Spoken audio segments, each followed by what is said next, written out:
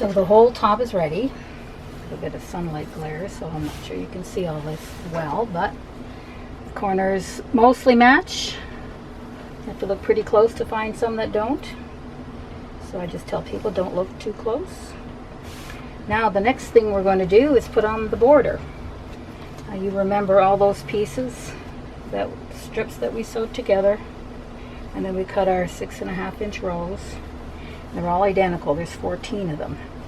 You sew 3 end to end for the top and bottom, making sure to take fabric 1 to the end, so you're not going to turn it around this way. Make sure that you sew them on in order.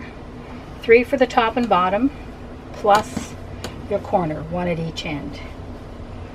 And when you lay that out, you're going to line up your whites. That's how you know you're right.